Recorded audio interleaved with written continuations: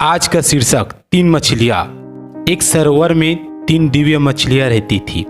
वहाँ की तमाम मछलियाँ उन तीनों के प्रति ही श्रद्धा में बटी हुई थी।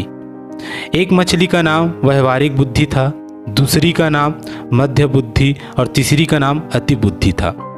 अति बुद्धि के पास ज्ञान का असीम भंडार था। वह सभी प्रकार के शास्त्रों का ज्ञान रखती थी। मध्य बुद्धि को उतनी ही दूर तक सोचने की आदत थी जिससे उसका वास्ता पड़ता था। वह सोचती कम थी, परंपरागत ढंग से अपना काम किया करती थी। व्यवहारिक बुद्धि न परंपरा पर ध्यान देती थी और न ही शास्त्र पर। उसे जब जैसी आवश्यकता होती थी निर्णय लिया करती थी और आवश्यकता न पड़ने पर किसी शास्त्र के पन्ने तक नहीं उलटती थी। एक दिन कुछ मछुआरे सरोवर के तट पर आए और मछलियों की बहुतायत देखकर बातें करने लगे कि यहाँ काफ़ी मछलियाँ हैं, सुबह आकर हम इसमें जाल डालेंगे। उनकी बातें मछलियों ने सुनी। व्यवहारिक बुद्धि ने कहा, हमें फौरन यह तालाब छोड़ देना चाहिए। पतले सोतों का मार्ग पकड़कर उधर जंगली घास से ढके हुए जंगली सरोवर में चले जाना चाहिए। मध्यम बुद्धि ने कहा, प्राचीन काल से हमारे पूर्वज ठंड के दिनों में ही वहां जाते हैं और अभी तो वो मौसम ही नहीं आया है। हम हमारे वर्षों से चली आ रही इस परंपरा को नहीं तोड़ सकते। मछुआरों को खतरा हो या न हो, हमें इस परंपरा का ध्यान रखना है। अति बुद्धि ने गर्व से हंसते हुए कहा, तुम लोग अज्ञानी हो, तुम्हें शास्त्रों का ज्ञान नहीं है। जो बादल गरजते हैं वे बरसते नहीं।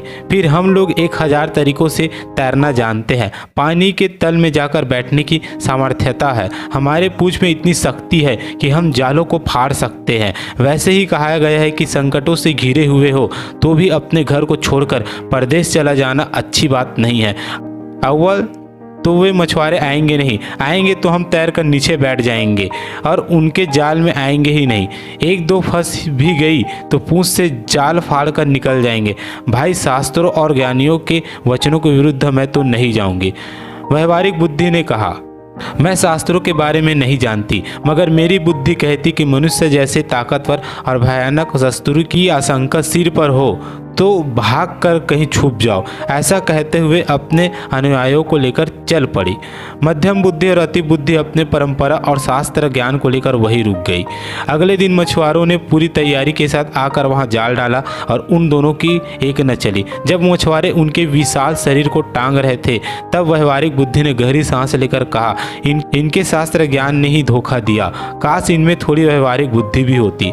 दोस्तों, व्यवहारिक बुद्धि से हमारा आशा है कि किस समय हमें क्या करना चाहिए और जो हम कर रहे हैं उस कार्य का परिणाम निकलने पर क्या समस्याएं आ सकते हैं, यह सोचना ही व्यवहारिक बुद्धि है। बोलचाल की भाषा में हम इसे कॉमन सेंस भी कहते हैं। और भले ही हम बड़े ज्ञानी ना हो, मोटी मोटी किताबें ना पढ़ी हो, लेकिन हम अपनी व्यवहारिक बुद्धि से किसी परिस्थिति का सामना आसानी से कर सकते हैं। धन्यवाद।